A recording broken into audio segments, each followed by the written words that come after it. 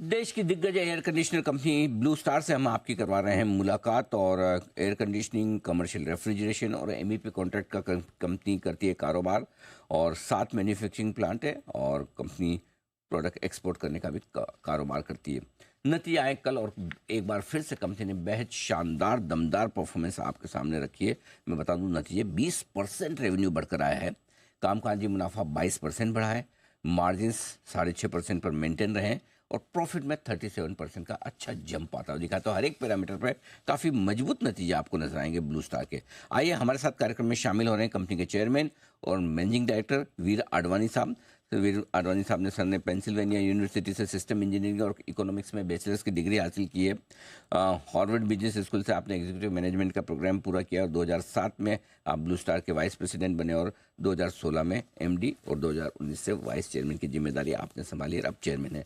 Sir बहुत बहुत स्वागत है आपका, धन्यवाद हमें समय देने के लिए। आपसे रिजल्ट पर बात करूँ उससे पहले सर, आपके प्रोफाइल में पेंसिल्वेनिया यूनिवर्सिटी का नाम आ गया और वो बड़ा स्विंग स्टेट था कल ट्रम्प साहब के लिए। जाहिर सी बात, आप वहाँ पढ़कर आए हैं, वहाँ पर आपने समय बिताया, तो क्या वाकई में इतनी इंपॉर्टेंस है उस स्टेट की पूरे अमेरिका के इलेक्शंस में सर? हाँ, इस बार तो पेंसिल्वेनिया में तो बहुत नॉइस था। मैं अभी पिछले ही हफ्ते में पेंसिल्वेनिया में ही था, कुछ काम था हम्म। अमेरिका में। तो मैं 2-3 दिन के लिए पेंसिल्वेनिया में था। इतना ये इलेक्शन का इतना नॉइस था, धमाका था, मैं बता भी नहीं पा सकता। मगर हाँ, तो ट्रम्प साहब तो आए, तो हमारे लिए भी अच्छा होगा मुझे लगता है, भारत के लिए। वो अभी काफी बातचीत कर रहा है टैरिफ्स रेज करने में। मगर मुझे लगता है कि जो भी टैरिफ्स अमेरिका में वो रेज करेंगे इंपोर्ट के, वो पहले चाइना के ऊपर दबाव कराएंगे और फिर बाकी के देशों के लिए देखेंगे। तो मुझे लगता है कि भारत के लिए ये अच्छा डिसीजन है। Lovely, very nice sir. तो आपने इलेक्शन भी बड़े क्लोजली देख लिए। अच्छा रहेगा भारत के लिए। वैसे तो आपके लिए सब कुछ अच्छा चल रहा है, हर एक क्वार्टर हर एक तिमाही में आपकी परफॉर्मेंस बहुत बेहतर होकर आ रही है। पिछले क्वार्टर के रिजल्ट्स भी बड़े दमदार हैं सर, ऑलराउंड परफॉर्मेंस हर एक लेवल पर दिख रही है। क्या खास ट्रिगर्स रहे हैं सर लास्ट क्वार्टर में अच्छी परफॉर्मेंस के पीछे? थैंक यू अनिल जी, आप वेरी काइंड। अब बिजनेस तो अच्छी थी, B2B और B2C दोनों में। B2B बिजनेस में, हमारे प्रोजेक्ट्स बिजनेस में ऑर्डर इनफ्लो भी इलेक्शंस के बाद अभी बढ़ना शुरू हुआ है।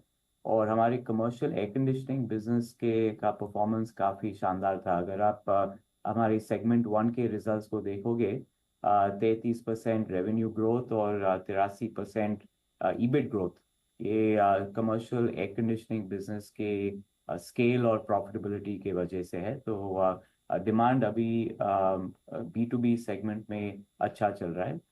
B2C में अगर आप सेगमेंट 2 देखते हो तो लगता है कि थोड़ा स्लो डाउन हुआ है।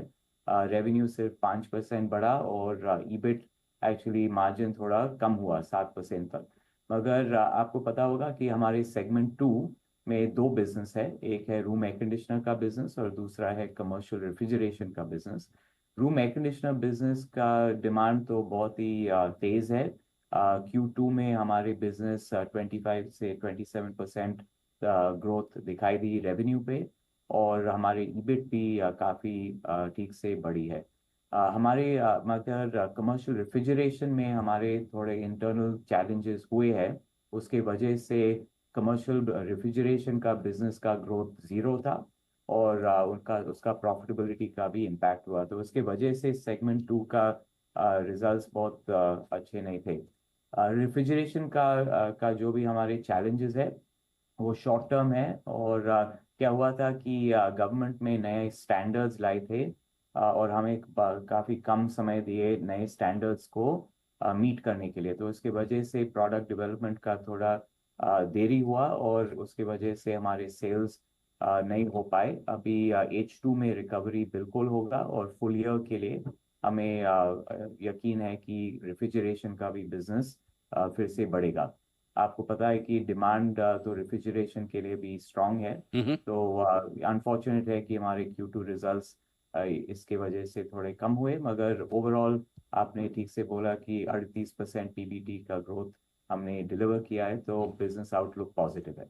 परफेक्ट सर, बिल्कुल। सेकंड हाफ और बेहतर रहेगा, लेकिन सेकंड हाफ बेहतर रहने में मैं फॉर्चुनेटली या अनफॉर्चुनेटली जो भी कहे, एक चीज़ के पूछना चाहता हूँ आपसे, चूंकि ये अक्टूबर हीट है, वो नवंबर तक चल रही है सर, खत्म होने का नाम नहीं ले रही है।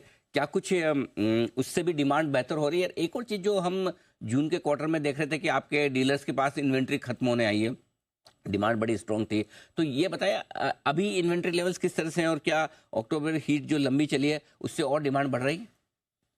तो आप ठीक बोल रहे हो कि ये अक्टूबर की डिमांड बहुत ही तेज थी, Q2 से भी ज़्यादा थी। तो फेस्टिवल सीजन और ये गर्मी के वजह से अक्टूबर बहुत ही अच्छा मंथ था, पूरा इंडस्ट्री के लिए और ब्लू स्टार के लिए भी। और हमें यकीन है कि नवंबर और दिसंबर भी अच्छा होगा। तो ये समर के वो Q1 का जो ग्रोथ था कुछ 50% प्लस, वो Q2 में थोड़ा कम हुआ, ऐसे 25% 30% तक। मगर आपको याद होगा कि लास्ट ईयर में Q2 बहुत ही बड़ा क्वार्टर था पूरा इंडस्ट्री के लिए और ब्लू स्टार के लिए भी। तो इतना बड़ा क्वार्टर Q2 FY24 था कि उससे अभी 25-30% ग्रोथ जो हमने दिखाया Q2 FY25 में, वो बहुत ही पॉजिटिव है हमारे लिए। और अभी Q3 भी बहुत पॉजिटिव दिखता है। तो ये जो हीट है, समर हीट है जो फिर से वापस आया अक्टूबर में, वो इंडस्ट्री के लिए बहुत पॉजिटिव है। बिल्कुल ठीक बात है सर। अभी सर एक बार जरा अंदाजा दें ऑर्डर बुक का, कहाँ तक पहुंची और इस क्वार्टर में कितने नए ऑर्डर्स आपने ऐड किए हैं? तो हमारी ऑर्डर बुक अभी 6,600 क्रॉस तक पहुंची है, रफली 10% ग्रोथ। तो ग्रोथ थोड़ा कम था क्योंकि मैंने समझा कि इंफ्रास्ट्रक्चर प्रोजेक्ट्स में अभी भी ऑर्डर फाइनलाइजेशंस में थोड़ा टाइम लग रहा है, क्योंकि नई गवर्नमेंट वापस आई थी और फिर इंक्वायरीज फिर से शुरू हुए। अभी अभी H2 में काफ़ी गवर्नमेंट ऑर्डर्स फाइनलाइज होंगे, तो आप देखोगे कि ऑर्डर बुक बढ़ेगा। मगर ये फैक्ट्री सेगमेंट में और डेटा सेंटर सेगमेंट में ऑर्डर इनफ्लो बहुत ही स्ट्रांग है। अगर आप डेटा सेंटर्स का मार्केट को देखोगे तो आपको पता होगा कि पूरा इंस्टॉल बेस अभी इंडिया में लगभग 1,000 मेगावाट्स के डेटा सेंटर्स इंस्टॉल है। और अभी जब मैं आपसे बात कर रहा हूँ, लगभग 1,000 मेगावाट ज़्यादा ऐड होना वाला है। तो इतने प्रोजेक्ट्स करंटली लाइव है, जिससे अभी इंस्टॉल बेस 2,000 मेगावाट तक पहुंचेंगे। उधर से हमें लगता है कि 2,000 से 6-7 हजार मेगावाट तक बढ़ेगा 2030 तक। तो काफ़ी ग्रोथ हमें दिख रहा है और मार्केट बहुत ही पॉजिटिव है। फैक्ट्री सेगमेंट में प्राइवेट सेक्टर का कैपेक्स चलता रह रहा है। ऑटोमोटिव में थोड़ा स्लो डाउन हुआ है, फार्मास्यूटिकल्स में थोड़ा स्लो डाउन हुआ है और FMCG में।